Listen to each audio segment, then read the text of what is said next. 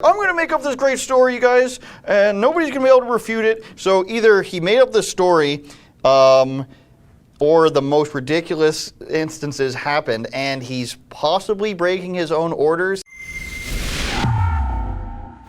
You were particularly enamored by one of the loveliest of Doug Ford stories that he shared. Oh boy, yeah. On his live stream yesterday. You know, he just gets into his mode where he thinks he's doing so well. He's like, you know what, before we go, folks, I got a story to make up and tell you right now on the spot. And he's so, like, I would never be this mean, like, a year ago, 2 years ago, but he's so, like, stupid that he's just like, I'm going to make up this great story, you guys, and nobody's going to be able to refute it. So either he made up this story, or the most ridiculous instances happened, and he's possibly breaking his own orders. Yes. You're allowed to be with other people up to 5, but that would mean that there's nobody else other than the kid himself and the father there. So there's no more than two other people in this home.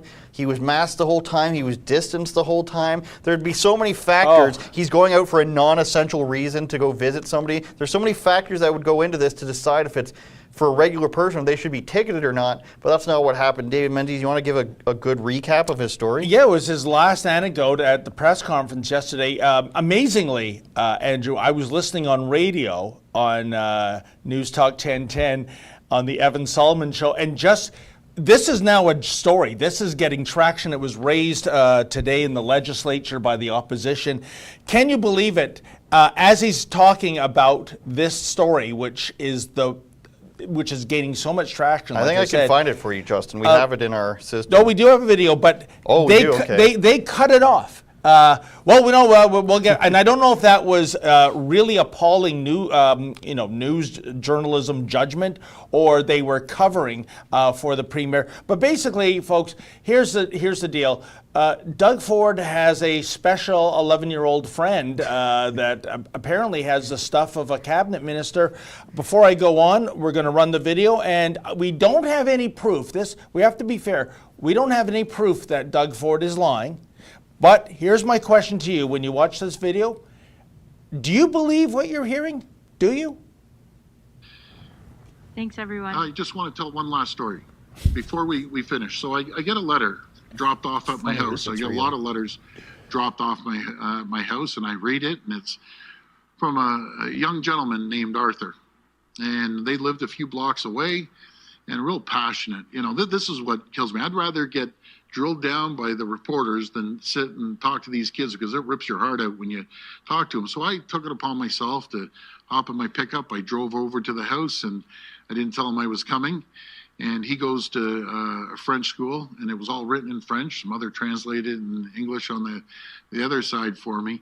So I went over and I knocked on the door, and this little guy comes out, and I said, "Are you Arthur?"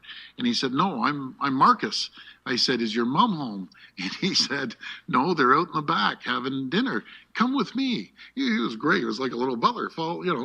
He put this mask on. I had my mask on. And so we went in the backyard, the nicest family you could ever meet. And it was so difficult. So I met Arthur. And I'll tell you, he's going to be the future premier. I sat and asked him, I said, "Arthur, this is a situation. I'm going to bring it to cabinet." I was very upfront with him, but I'm really concerned about putting all the kids in the classroom. You know, if there was a choice, do you want to go back to class, or do you want to, I said, are you going to camp? He goes, "Yeah, I'm going to camp." I said, "Well, I'm just concerned about that. Which one would you want?" He goes, "Well, I want to go back to class." So after going back and forth, he was a tough negotiator, by the way. I got to get him into some of the negotiations. But at the end, he said, "I'd be happy if we had a graduation day, and that's for all grades, not just grade 8 and 12, and get to see his friends, and then he gets to go to camp, and he has a great summer." So what a great young man he is, and the family was just absolutely incredible. I'm very grateful that I met him last night. And if I could sit there and go to every single family and explain the situation we're in, I think they'd understand. I do not. I'm not Peter Parker, but my spidey senses are really tingling on this one. First of all, let's analyze what the premier just said, Andrew.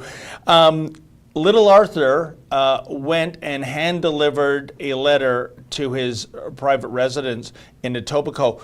I can tell you, folks, there is a police car outside of Ford's residence 24/7. I know some anti-lockdown protesters have gone there and they've been given tickets just for getting near the house. How was it that 11-year-old Arthur just waltzed past the cops, knocked on the front door, or put the letter in the mailbox? That's kind of odd. And then the idea of Ford being so moved, he hops in his pickup. I thought he drove a luxury SUV, but maybe he's got a variety of cars, and whips over to Arthur's house. Aren't we under a stay-home order right now, Andrew? I mean, it doesn't say how big the family is, but what if there were more than 5 members that Doug Ford was congregating with? So in a way, in that respect, I think this is a good news story. It's kind of like when former Finance Minister Rod Phillips was telling everyone to stay home and pre-recorded videos of him doing fireside chats in December, meanwhile buggering off to St. Bart's, where he wasn't wearing sweaters. He was getting coated with tanning butter to help his suntan come along. So if Doug Ford really breached the stay-at-home order and then went into somebody else's bubble, I guess this virus ain't as bad as what we've been led to believe. Hi friends, what you just saw there is a clip from our Rebel News daily live stream show. It's fun, it's fast, and it's completely unscripted, so you never really know what you're going to get. Just go to rebelnews.com/livestream.